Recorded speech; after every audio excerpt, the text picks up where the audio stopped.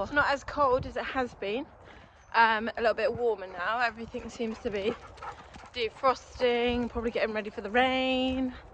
We're all looking hopeful. We're like, finally the ice is going, but it's probably just gonna rain. So yeah, I thought I'd just do a video on how do I assess walks. So one thing I do is if it's a new walk and I've never been there before, what I'll do is I'll do a drive-by and gentle. And so if I have enough time in one of my days, I will take and just drive past and see what it's like. Is it a public walk, as in, what is it? Is it a bridle way or is it a public right of way? Obviously if it's a bridle way, just got to be a bit cautious on what times I go. Stuff like that. Like where I live, I've worked out that it seems like horse riders around where I live only seem to, like, most of them have gone out by 1, so I can do the bridle ways after 1, which is quite good. So yeah, so that's one thing I look for.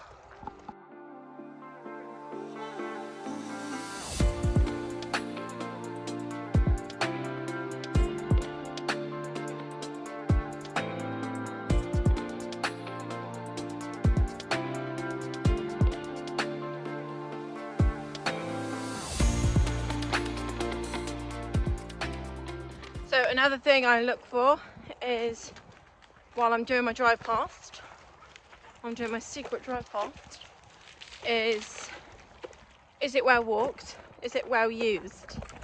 That's the other thing I look for, because I have quite a few nervous, anxious dogs. That is the main thing I look for, is how commonly it's walked and how regular it's walked. And do I have to go there on like non-common times to go out? Like people used to go out early in the morning, didn't they, and then lunchtime-ish. So yeah, stuff like that. Also, what I look for when I'm assessing walks is, does it have livestock? Is it a common area to have shoots? Because then people have game there, you know, like the pheasants and the pheasants pens. So then that's another reason I gotta not go there on shooting periods, because I do have dogs that like the birds. I do have dogs that like the birds a lot, and they will be like, see ya, if they see a pheasant. So, and gamekeepers have the same rights as livestock and farm people, that if they see you winding up their birds or moving their birds, they will shoot your dog. So you do have to be extra cautious in those sort of areas. So that's another thing I look for. Obviously with the livestock, it's a no-goer. If it has livestock on it, it is a non-goer for me, because I just don't want to take that risk.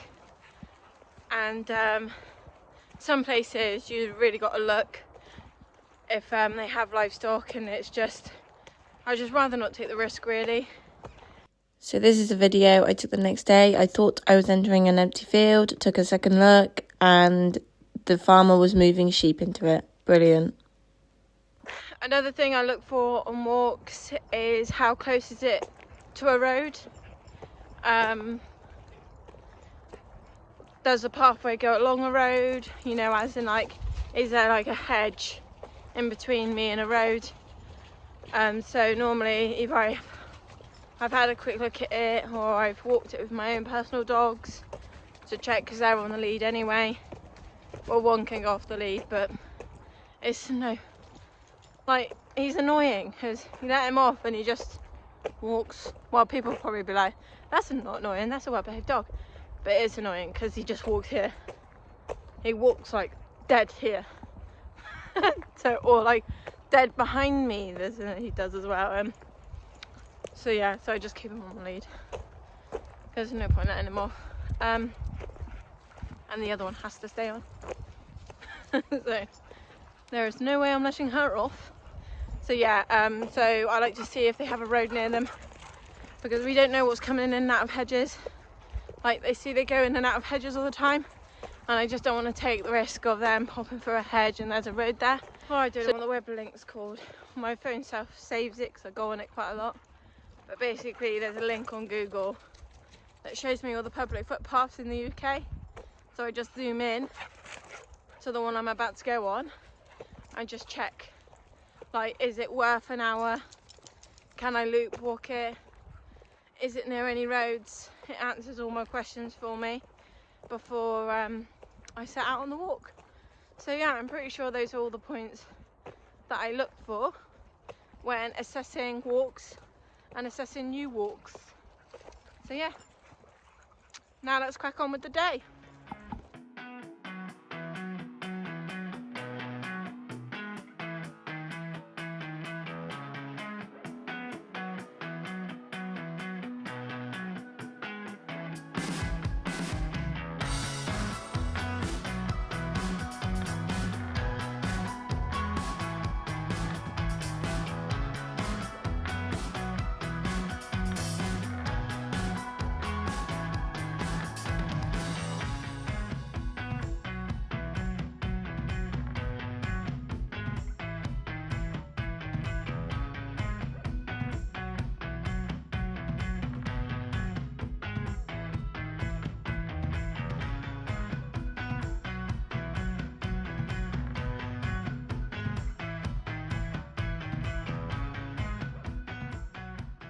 Just thought of a couple of other things I do when assessing walks and already out on current walks.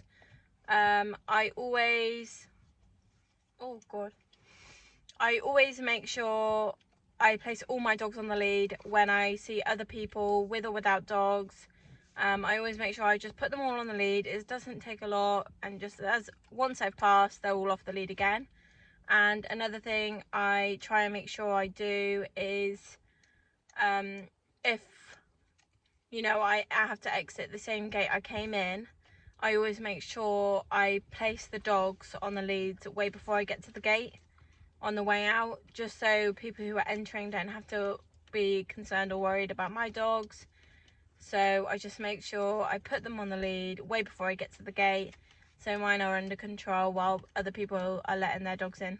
So yeah, I think that's it now. I think I've covered all the grounds. I don't know if you realised in the last video, my top says superior. I'm not too sure about that, but hey ho.